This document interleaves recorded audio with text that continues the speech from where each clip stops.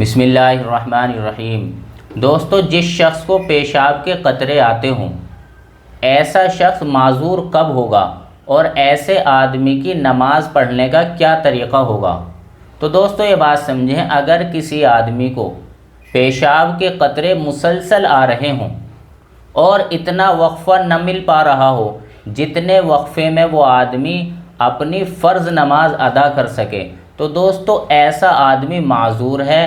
ایسے آدمی کے لیے حکم یہ ہے کہ ایسا آدمی ہر فرض نماز کے وقت کے لیے وضو کرے گا اور اس وقت کے اندر وقتی نماز بھی پڑھے گا، اور اگر اس کے ذمے کوئی قضا نماز تھی تو اس قضا نماز کی ادا بھی کرے گا، اور اس وقت کے اندر یہ آدمی قرآن کریم کی تلاوت بھی کر سکتا ہے۔ اور دوستو جب وقت ختم ہو جائے گا تو اس کا وضو خود بخود ٹوٹ جائے گا۔ مثال کے طور پر کسی آدمی نے ظہر کے نماز کے لیے وضو کیا تھا اور ایسا آدمی معذور تھا، تو یہ عصر کا وقت ہونے تک یہ آدمی اپنی فرض نماز بھی پڑھ سکتا ہے، قضا نماز بھی پڑھ سکتا ہے، قرآن کی تلاوت بھی کر سکتا ہے، اور جب عصر کا وقت شروع ہو جائے گا تو اس کا وضو خود بخود ٹوٹ جائے گا۔ اور دوستو اگر وضو کے ٹوٹنے کا کوئی اور سبب بھی پایا گیا تو وضو اس سے بھی ٹوٹ جائے گا۔ اور دوستو اگر کسی آدمی کو مسلسل پیشاب کے قطرے نہیں آ رہے ہیں، وقفے سے پیشاب کے قطرے آتے ہیں، تو دوستو ایسا آدمی معذور نہیں ہے۔ یعنی کسی آدمی کو اتنا وقت مل رہا ہے کہ وہ آدمی وضو کر کے نماز پڑھ سکتا ہے، تو ایسا آدمی معذور نہیں ہے۔ ایسا آدمی پیشاب کرے، پیشاب کرنے کے بعد اطمینان حاصل کرے گا، پھر اس کے بعد وضو کر کے نماز پڑھے گا۔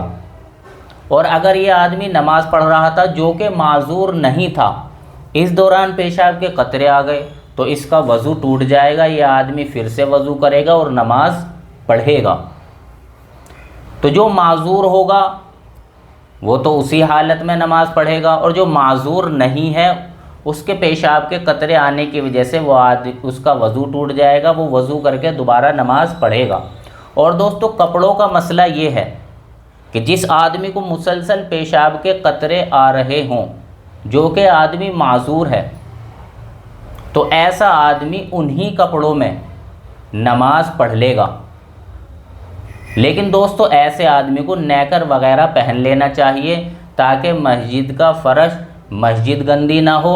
اسی طریقے سے گھر پر نماز پڑھ رہا تھا یعنی سنت نوافل، تو وہ مصلی بھی گندا نہ ہو۔ اور اگر دوستو کوئی آدمی کسی کو مسلسل پیشاب کے قطرے نہیں آ رہے تھے، وقفے سے آتے ہیں، تو دوستو ایسا آدمی تو معذور نہیں ہے۔ ایسے آدمی کے کپڑے کے لیے حکم یہ ہے کہ ایسا آدمی جب پیشاب کے قطرے اس کے کپڑوں کو لگ جائیں گے تو اس کے لیے کپڑے کا دھونا یہ واجب ہے۔ تو جو معذور ہے وہ تو انہی کپڑوں میں نماز پڑھ لے گا، جو معذور نہیں ہے اس کے کپڑوں پر اگر پیشاب لگ گیا تو کپڑے دھو کر وہ آدمی نماز پڑھے گا۔ اور دوستو جو آدمی معذور نہیں ہے، ایسے آدمی کو نماز سے 1 گھنٹہ پہلے پیشاب کر لینا چاہیے، اور ایسے آدمی کو ٹیشو وغیرہ کا بھی استعمال کر لینا چاہیے تاکہ پیشاب کے قطروں سے مکمل حفاظت ہو جائے اور اطمینان حاصل ہو جائے۔ اور دوستو اسی طریقے سے بہت سارے لوگ جس طریقے سے مسئلے پوچھتے ہیں کہ مجھے یہ دقت ہے، مجھے یہ دقت ہے، تو وہ پھر صرف مسئلے پوچھ کر ہی نہ رہ جائیں۔ ایسے لوگوں سے درخواست ہے کہ وہ ڈاکٹر یا حکیم وغیرہ کے پاس بھی جائیں، انہیں بھی اپنا مرض بتائیں کہ مجھے پیشاب کے قطرے آتے ہیں، یہ دقت ہے، ان سے دوا وغیرہ لیں تاکہ ان کی یہ دقت ختم ہو جائے۔ بہت سارے لوگ کیا کرتے ہیں، صرف مسئلے پوچھنے پر ہی بھروسہ کر لیتے ہیں، حالانکہ دوستو یہ بہت بری بات ہے۔ ہمیں ڈاکٹر وغیرہ سے پیشاب کے قطروں کا علاج بھی کرا لینا چاہیے تاکہ ہمارے وسوسے، اسی طریقے سے پیشاب کے قطرے یہ ہمارے بند ہو جائیں اور ہماری نماز اچھی طریقے سے ہو جائے اور ہم صحیح نماز پڑھنے والے ہو جائیں۔ اللہ تعالیٰ صحیح سمجھ کی توفیق نصیب فرمائے۔ وآخر دعوانا ان الحمد للہ رب العالمین۔